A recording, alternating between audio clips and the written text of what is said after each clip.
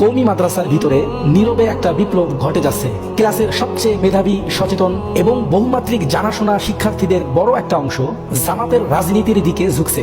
এর পিছনে কারণ কি, চলুন একটু তাহকিক করি। কওমি মাদ্রাসার শিক্ষার্থীদের সাধারণত 3 গ্রুপে ভাগ করা যায়। প্রথম শ্রেণীর শিক্ষার্থীরা অত্যন্ত আমলদার, দুনিয়ার রাজনীতি, সমাজ, সমসাময়িক ইস্যুর সঙ্গে তাদের কোনো সম্পৃক্ততা নেই। তারা মাদ্রাসা ও মসজিদের মধ্যেই নিজেদের সীমাবদ্ধ রাখেন। তারা প্রচলিত রাজনীতিতে জড়ানো পছন্দ করে না। দ্বিতীয় শ্রেণীর শিক্ষার্থীরা সাধারণত নির্দিষ্ট কিছু শিক্ষকের ভক্ত, পড়াশোনায় ভালো এবং প্রচলিত কিছু ইসলামী রাজনৈতিক বা অরাজনৈতিক ধারার সংগঠনের সাথে যুক্ত থাকেন। তাদের চিন্তার পরিসর মূলত একাডেমিক পড়ালেখা আর কিছু ঐতিহ্যগত কাঠামোর মধ্যেই সীমাবদ্ধ। এই 2 শ্রেণীর বাইরে যে তৃতীয় শ্রেণী রয়েছে, তাদেরকে নিয়েই মূলত আজকে আলোচনা করব। এই তৃতীয় শ্রেণীর শিক্ষার্থীরা অত্যন্ত মেধাবী, একই সঙ্গে একাডেমিক পড়াশোনার বাইরে ইতিহাস, রাষ্ট্রচিন্তা, সাহিত্য ও সমসাময়িক রাজনীতি নিয়ে পড়াশোনা করে।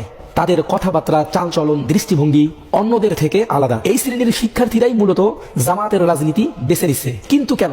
এর পিছনে মোটা দাগে 2টি কারণ থাকতে পারে। 1 নম্বর, কওমি মাদ্রাসাগুলোতে বছরের পর বছর ধরে সেই 90 দশকের সিলেবাস এবং পুরান রেট ওভার নসিহা এই প্রজন্মের কাছে আর গ্রহণযোগ্য পাচ্ছে না। এজন্য কওমি মাদ্রাসার একটি বড় অংশের শিক্ষার্থী আলিয়া মাদ্রাসার দিকেও ঝুঁকে পড়তেছে এবং তারাই একসময় জামাতের রাজনীতির সঙ্গে যুক্ত হচ্ছে। তবে একটা মজার বিষয়, এই বিষয়গুলো নিয়ে মাদ্রাসাগুলোতে কোনো চিন্তা ফিকির নাই, বরং এই বিভিন্ন চিন্তার মেধাবী শিক্ষার্থীদের বেয়াদব আখ্যা দিয়ে এবং ওস্তাদের বদদোয়া ওদের উপর পড়েছে এমন বলে দায় সারার চেষ্টা করে। কিন্তু তবুও হিতে বিপরীত হচ্ছে। গত কয়েক বছর ধরে হাজার হাজার কওমি মাদ্রাসার শিক্ষার্থী জামাতের রাজনীতিতে সক্রিয়ভাবে যুক্ত হয়েছে। যাত্রাবাড়ি, ফরিদাবাদ, হাটাজারি, নানুপুর মাদ্রাসা সহ দেশের শীর্ষস্থানীয় মাদ্রাসাগুলোর শত শত শিক্ষার্থী আজ জামাতের সংগঠিত কর্মী। আমি নিজেও হাটাজারি মাদ্রাসার ছাত্র।